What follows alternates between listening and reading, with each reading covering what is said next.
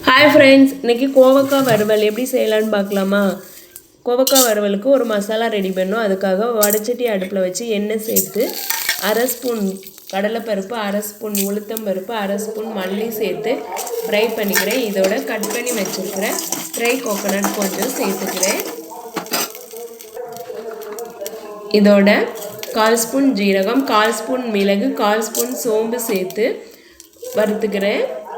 இது வறுத்து தனியாக ஒரு பிளேட்டில் எடுத்து வச்சு ஆறணுன்னு மிக்ஸி சாரில் சேர்த்து பவுடர் பண்ணி எடுத்து வச்சுக்கிறேன். இப்போது ஒரு வடைச்சட்டியை அடுப்பில் வச்சு எண்ணெய் ஊற்றி கடுகு சேர்த்து பொரிஞ்சதும் இதோட வாஷ் பண்ணி கட் பண்ணி வச்சுருக்கிற நீளமாக கட் பண்ணி வச்சுருக்கிற கோவக்காயை ஆட் பண்ணிக்கிறேன்.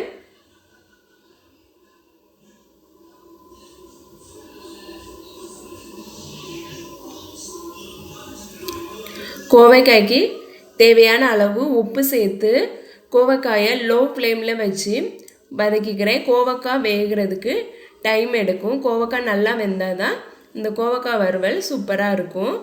இப்போது கோவக்காய் ஓரளவு வெந்ததும் இதோட காரத்துக்கு தேவையான அளவு மிளகாய்த்தூள் சேர்த்து கோவக்காயை வதக்கி விட்டுக்கிறேன்.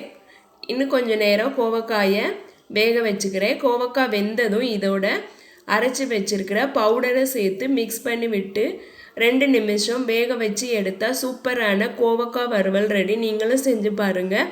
இந்த வீடியோ உங்களுக்கு பிடிச்சிருந்தா லைக் பண்ணுங்கள், சப்ஸ்கிரைப் பண்ணுங்கள், கமெண்ட் பண்ணுங்கள். தேங்க்யூ.